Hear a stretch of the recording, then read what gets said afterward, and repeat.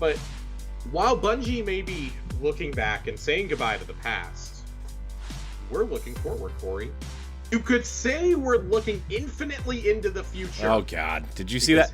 So, before we get into this, since you made that awful dad joke that probably should have come out of my mouth, did you see that they trademarked The Endless today? Halo The Endless? I did, and you should play more of Halo Infinite to know why that's important. Well, I will. I mean, that's I figured... actually addressed in... I figured it was like a storyline.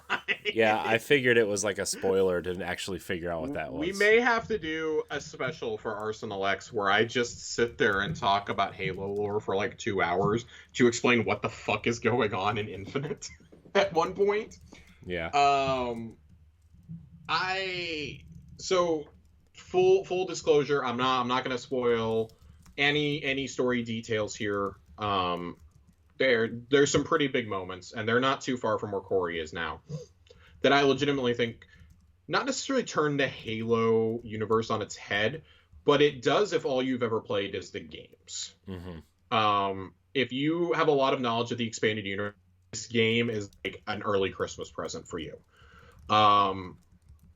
Zeta Halo, the Halo that we're on, it's the ring that Menedik Bias, the rogue AI, the rogue monitor against the Forerunners, 100,000 years before the events of the game, that's the ring that he the Flood on through space to go to war with the Forerunners. That's part of why it was damaged. I mean, it's been repaired in the 100,000 years since. It's been damaged again because of the Banished. Mm-hmm. It gets damaged at the end of Halo Wars 2, I believe. Yeah. I think that's when they jumped to it. Yeah, they totally recreated that end scene of Halo Wars 2.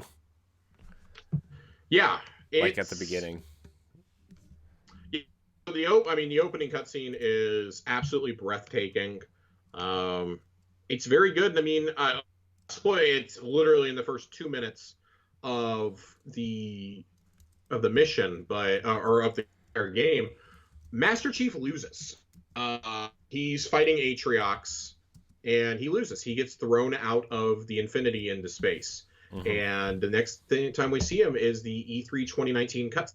The pilot finds him in space and hooks him back up.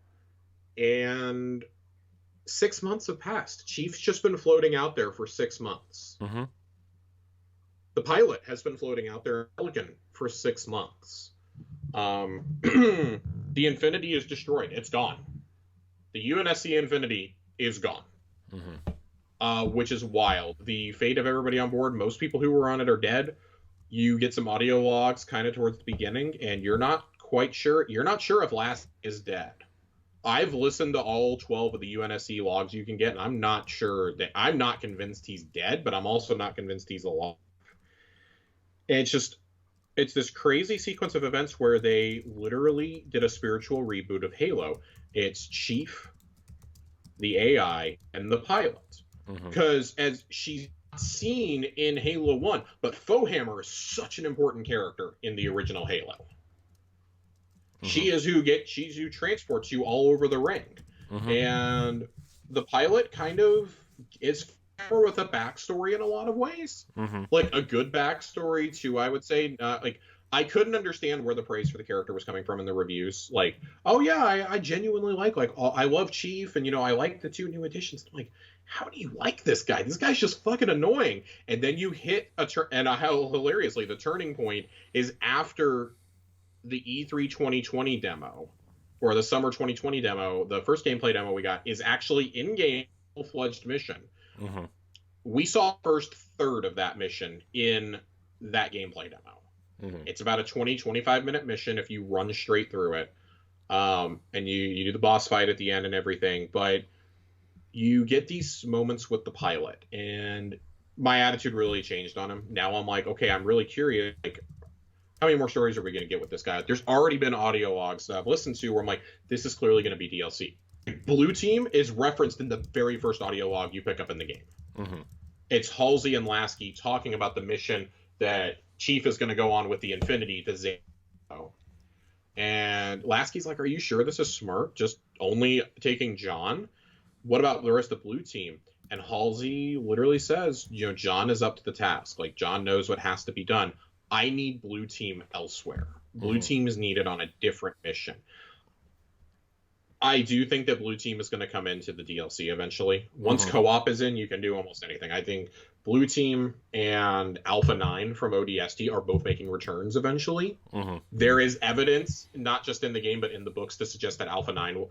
I haven't found any evidence in game, but Alpha 9 will come back eventually. Yeah. They are reunited in the books, and that book takes place a couple months before the first cutscene of Infinite. Yeah. The threat you uncover and stuff as you explore the ring, as you go into the depths of it, as you fight against the Banished, you start realizing what humanity really is up against. Like, humanity's losing the war against the Banished. And it's only a matter of time, I think. The fight's taken Earth, obviously, but they're trying to activate the ring. Like, these guys they don't care if they want to wipe out humanity. That's all they want. That's all they want for whatever reason. And uncovering the different types of weaponry in here as opposed to multiplayer, it's like, oh man. I'm actually really glad I got exposed to this stuff in multiplayer first, because I'd be so pissed if my introduction to shock rifles was in this campaign. Yeah. Like, in multiplayer, we think of those as precision tools. In here, pain in my ass, because they're disabling my wasp every 5 seconds. Yeah. You got cinder. The cinder shots are being used against you. Sentinel beams are like absurdly powerful for the first time ever in the franchise. The Stalker rifle is the beam rifle reincarnated. I'm playing on normal, and sometimes they catch me off guard.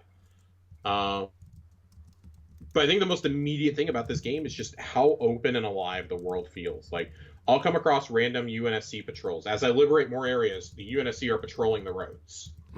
They're patrolling. They're engaging in firefights without me even being there. They're patrolling the camps I liberate. They're on the roads. They're fighting random ghosts that may be driving by. Phantoms may just spawn in and drop enemies, and they're going to run off to fight them. If you pass a group of Marines, they're going to follow you until they can't anymore. So you better get a vehicle or prepare to go on foot or whatever. I've gone into so many enemy strongholds with like 8 or 9 Marines with me. And I make sure that half of them have rockets or snipers before we go. Because the forward operating bases are one of the coolest things about this game, I think. As you capture each fob, you can spawn vehicles and weapons there for free. Ammo, refill your power weapons. Like, oh, you're going to go do this next mission. Maybe you want rockets for that. Maybe you want a sniper for that. Yeah. I don't think I've ever I've dropped my battle rifle maybe twice just because I ran out of ammo and I couldn't find a kinetic ammo crate anywhere around. But that's been a great surprise. I stayed away from so many details about campaign, but ammo crates. This is great. I no longer have to look for a battle rifle to get battle rifle ammo. I know. Oh, it's so nice. It's so nice. It's very nice. I like so much of what Infinite does and how actions you take in the story transform the world. They transform things. I'm less of a fan of there are things that you can miss in some of the linear campaign levels. Yeah. Audio logs, skulls, etc. And I did not realize that until I was done with the first 2 levels. So my game will forever be incomplete because right now you can't go back to those levels. And you won't be able to until they give us the ability sometime in 22. They said it'll probably launch with season 2 of the multiplayer, I think is what they're trying to add features with. I guess that's when co-op is targeted for, so I don't know if they're going to rush this out before or after co-op or alongside. I would think you want to do it alongside it. Yeah, that's what I'm thinking. Because if I'm doing co-op, I want to go and explore this entire world again. But that's my personal take on this. I would honestly, like, outside of that, like, I really love it. I do think the story could be tighter in some locations, and I mean, you can pretty clearly see, okay, this isn't just, they're not hand-waving away Halo 4 and 5, but they're also not, like, eager to talk about them either. They're not eager to be like, okay, we're gonna do this again. Like, the Prometheans are gone. They're done. They're done. The Prometheans are gone, which is kind of weird, but sure, I'll go with it. The Guardians from 5 are never referenced. There's even very little reference to Cortana halfway through the story. It's just they very much are going for, not only they're doing the spiritual reboot, but it feels like they're setting up this conflict with the Banished to be the true next. Yeah. Like, okay, at first it was Prometheans, and in Halo 4 it was Prometheans. That was a more grounded story, right? Master Chief stops that. Like, killing or sealing the Didact really does seal the Prometheans. They only came out because Cortana was composed and can do all that bullshit. Yeah. The Guardian robots, never referenced. It's kind of weird. I'm still waiting for the day that I get to fight one of those, because I think that would be an awesome Halo boss battle. Yeah. I wonder... to, like, have to board and run around it. They've got to tie up some of those loose ends and some expansion content, right? Like... You would think so, because there's areas of the map they'll leave that for.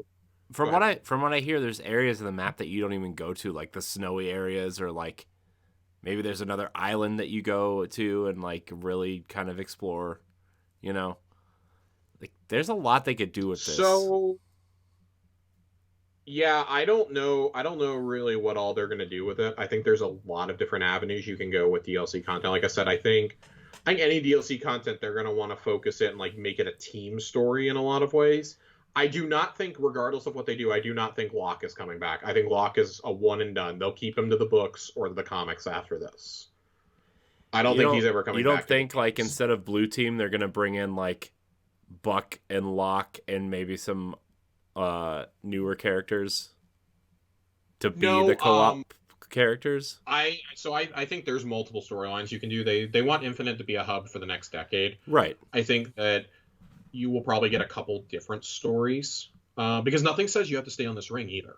Right. Like you can have the campaigns just listed on like similar to Master Chief Collection, and it's launching like this launches the Infinite campaign, and this is like the Blue Team Zeta Halo DLC. But here's the sequel to Halo ODST. It's $40, and it's an add-on, and it's a 10-hour linear campaign. Mm-hmm. As long as you give, and they're Spartans now, so it makes more sense. Give me grapple shots. You can never take the grapple shot out of Halo. We have it now. It's changed the way that I approach fights and that I play Halo forever. I can never go back. I don't think I've used the threat detector, the thrusters, or the drop wall once. I have used exclusively the grapple hook, and it's changed. Today, my Wasp was blowing up. I dove out of it and grappled into the Banshee that had killed me. Yeah. Which is awesome. And then just kept on assaulting the base I was at. I was attacking a high-value target, just kept on attacking them. Yeah, which is awesome. Great. That's such a cool thing that, like, I mean, we saw a little bit of that in multiplayer, right? Where like, oh, somebody has a Banshee. If you get the grappling hook, you can get up there and kick them out, right? But like to see that in action in the campaign, and you know, like you said, you're in your Wasp or whatever, and it gets destroyed, and you just use the grapple hook to, you know, if you're close enough to get in the Banshee that just murdered your stuff, like just so cool. It's so cool. Those hero moments, man. The hero moments, the verticality is just awesome. Mm-hmm.